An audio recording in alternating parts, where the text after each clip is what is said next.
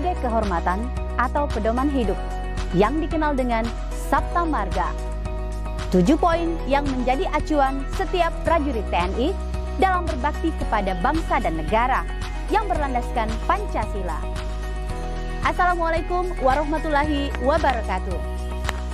Media Timur Official kembali mengajak Anda menemukan ilmu dan inspirasi, mengulas profil orang nomor 1 di Komando Distrik Militer Kodim 1407 Bone. Juga hal yang berkenaan dengan keamanan, khususnya di wilayah Kabupaten Bone. Ialah Dandim 1407 Bone, Letnan Kolonel Kavaleri Budiman SH. Mari simak perbincangan hangat saya bersama beliau dalam program TTM Tanya-Tanya Mersya berikut ini.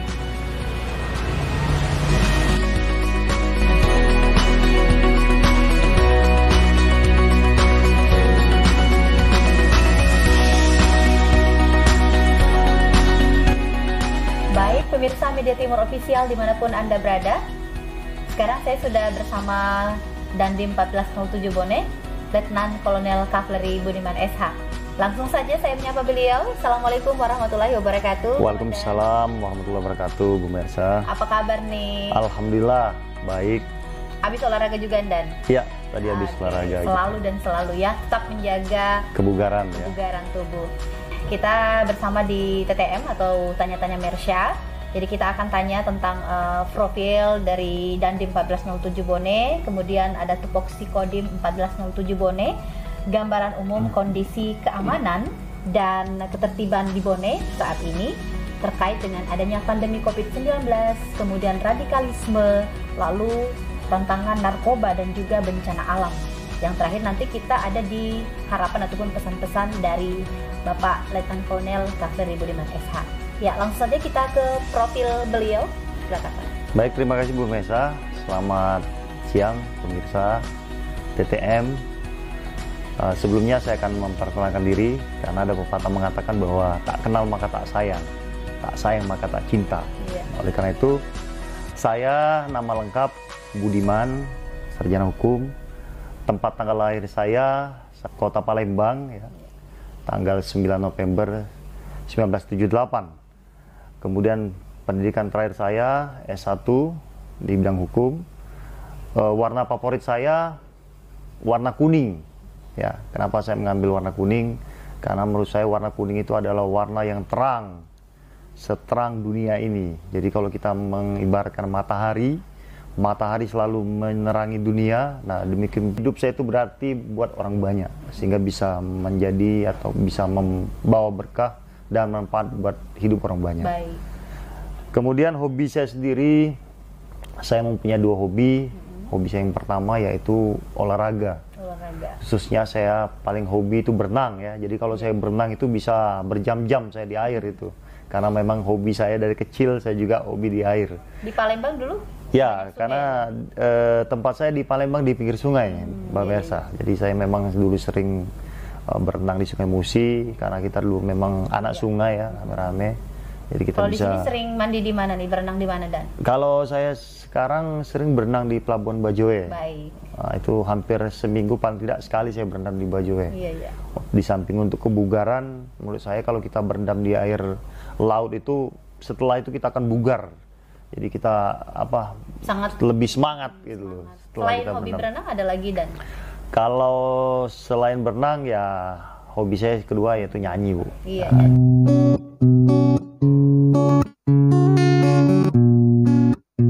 Saya menikah tahun 2006. Jadi tahun 2006 bulan Mei 2006, tepatnya tanggal 12 Mei 2006. Pada saat itu saya menikah pada saat saya berdinas di Malang waktu itu, sehingga akad nikah saya, kalau akadnya waktu itu karena istri saya mertua tinggal di Bali, jadi akad nikah di Bali, setelah itu seminggu kita kembali ke Malang, resepsinya di Malang. Istri saya bernama Nyonya Aulia Narlita Budiman. Kemudian saya alhamdulillah, sebetulnya saya dikaruniai 3 orang putra putri, tetapi yang pertama pada saat itu ya mungkin belum rezeki saya, yang pertama meninggal pada saat di kandungan usia mau ke 7 bulan, itu putri pertama saya. Kemudian yang kedua Putri yang kedua saya kelahiran tahun 2010 awal Januari, tepat pada saat saya berdinas di Pasuruan, tetapi kelahiran di Malang yang pertama. Kemudian yang kedua setelah saya selapa saya pindah ke Lombok, itulah lahir putra kedua saya.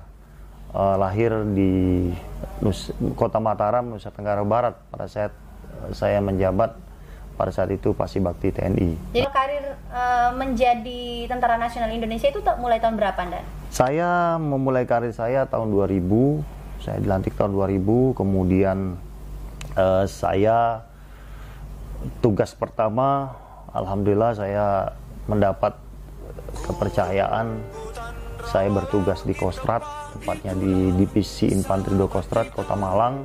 Saya berdinas pertama kali di Kompi Kapleri Pintai, Divisi 2 Kostrad. Kemudian saya kurang lebih di sana saya 5 tahun. Pindah lagi saya menjadi perwira seksi operasi di Yonkap 8 Tank, Pasuruan, sampai saya dan Pasi Intel, kemudian Danki. Kemudian setelah itu saya selapa.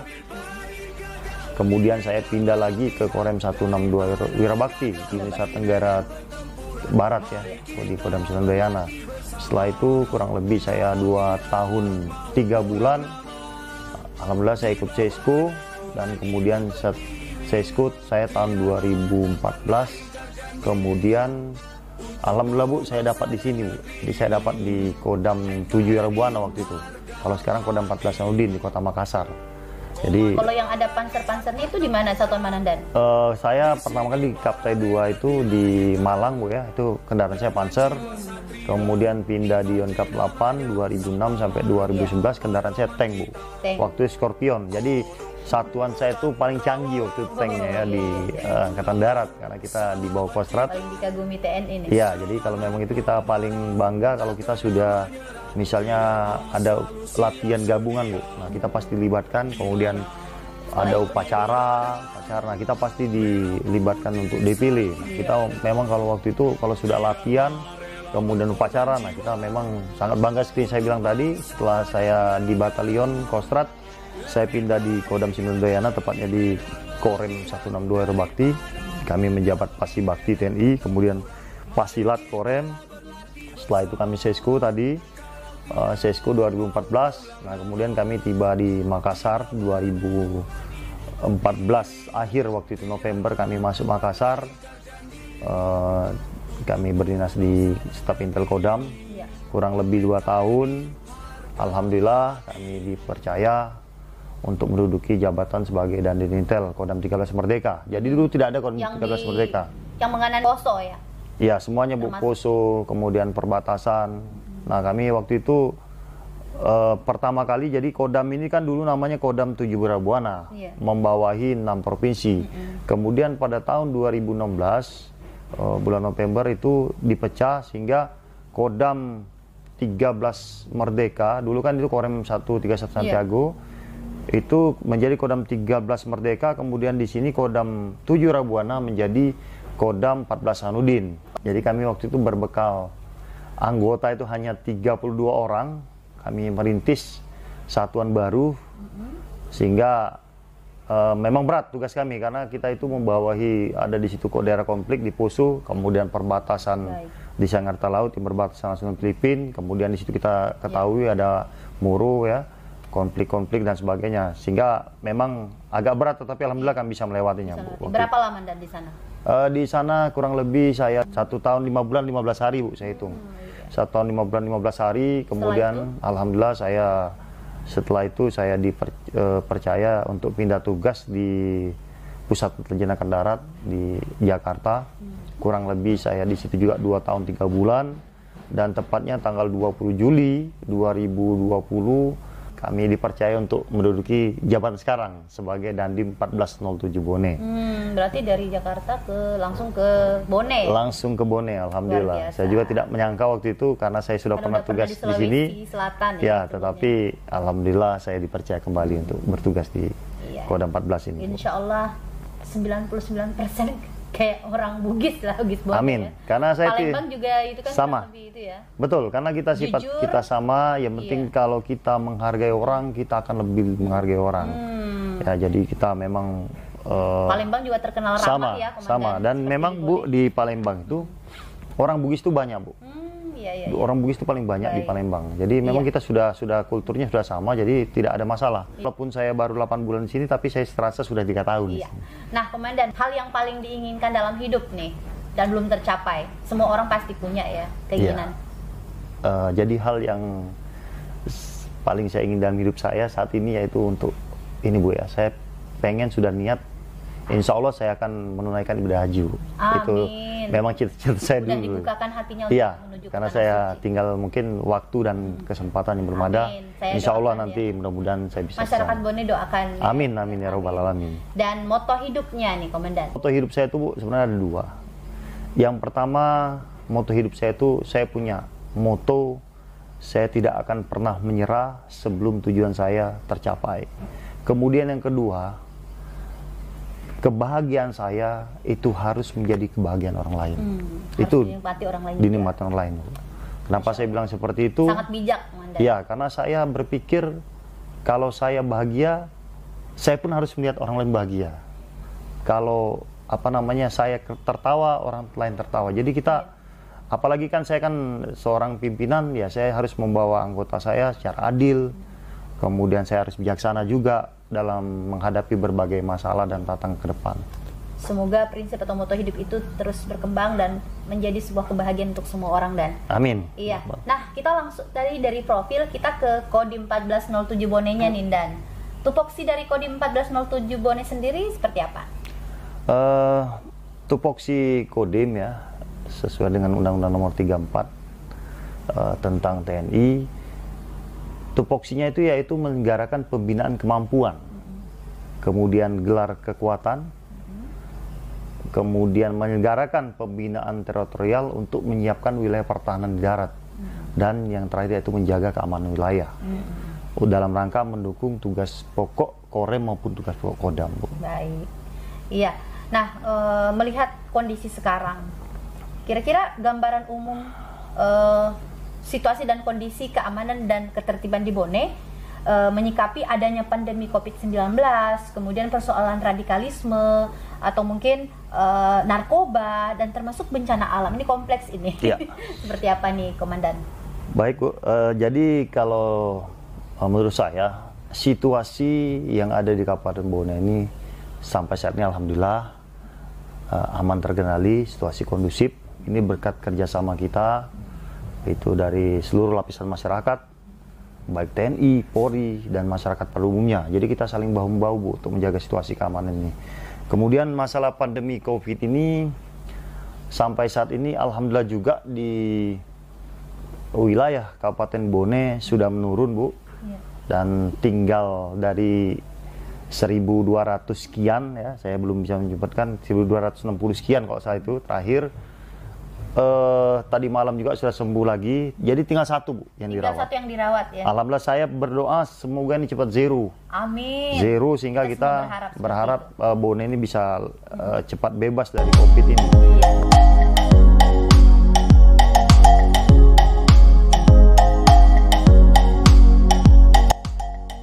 Nah, kemudian kendala kita saat ini, Bu, di COVID sendiri, masih ada sebagian kecil masyarakat kadang yang belum sadar, Bu, betapa pentingnya kita menerapkan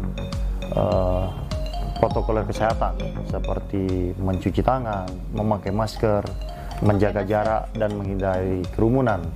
Nah, jadi ini masih susah. Kadang-kadang kita turun ke lapangan, mereka cepat-cepat pakai. Begitu kita pergi lagi, mereka melepas lagi. Memang kalau kita sebenarnya kalau Harus kita sadar lihat, diri ya, Dan ya. iya, kita memakai masker ini, ya kalau kita bilang memang tidak enak, sesak, pengap dan sebagainya. Tetapi inilah obat kita saat ini yang paling ampuh. Baik. Kita menjaga diri kita sendiri, kemudian kita juga menjaga orang lain. Iya.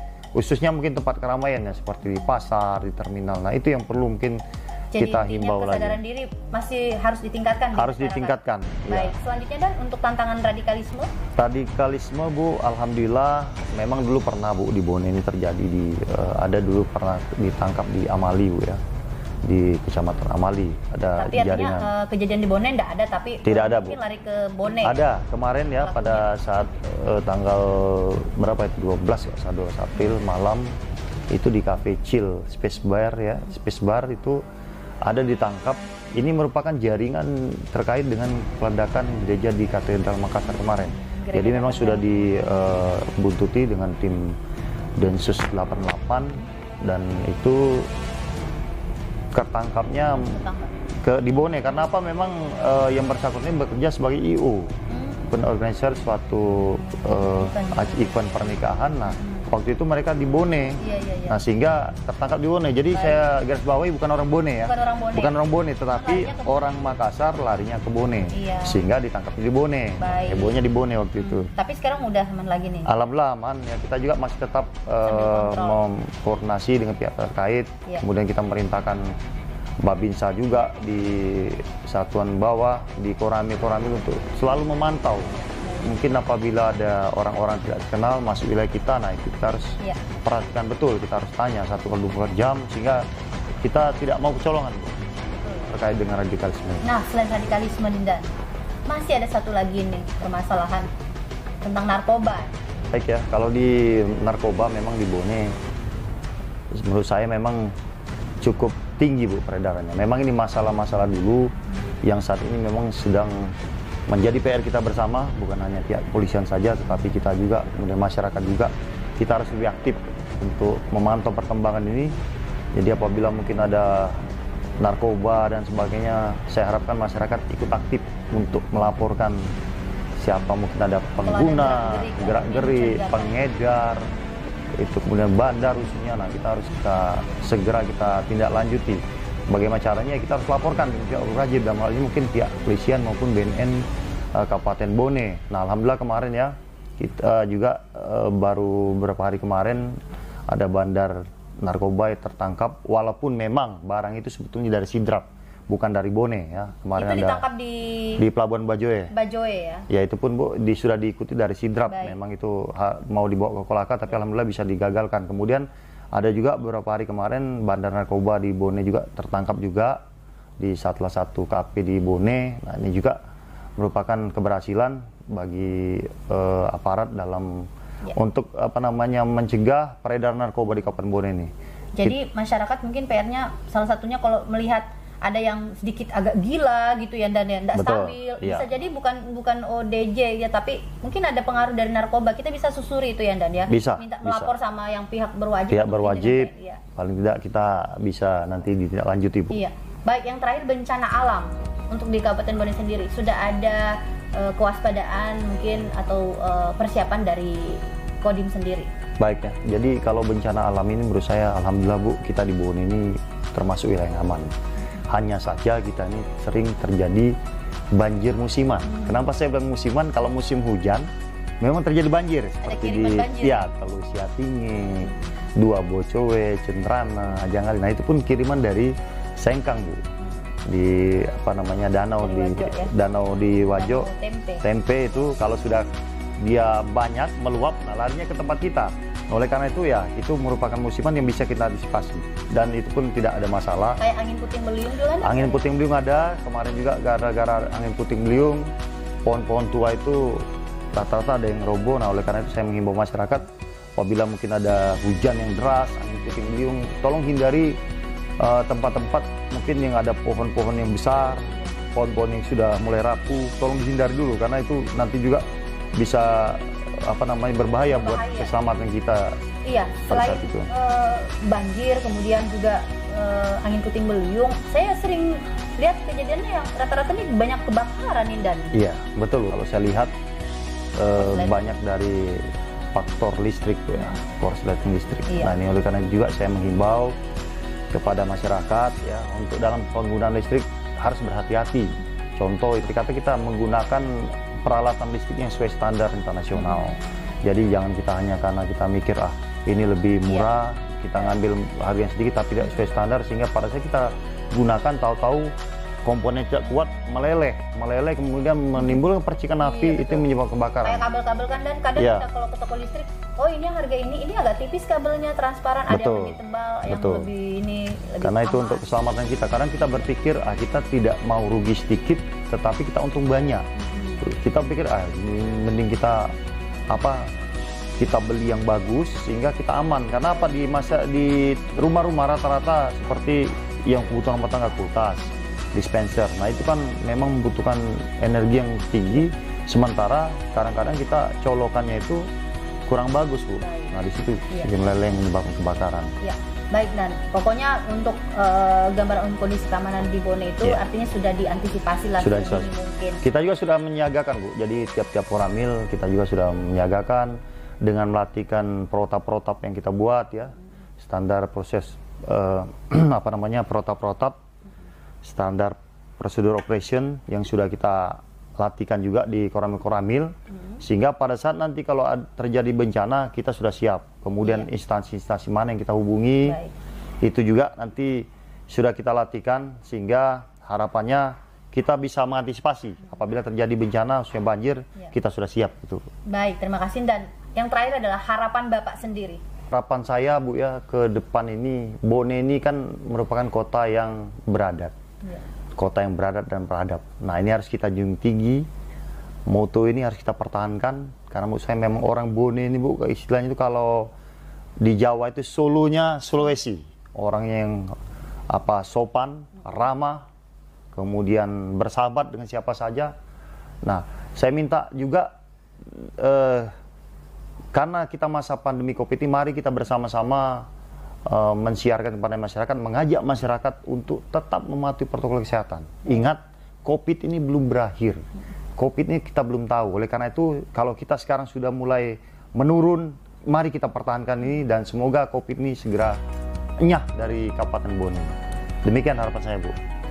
Baik, demikian penjelasan dari Komandan Kodim 1407 Bone, Letnan Kolonel Kavleri Budiman SH.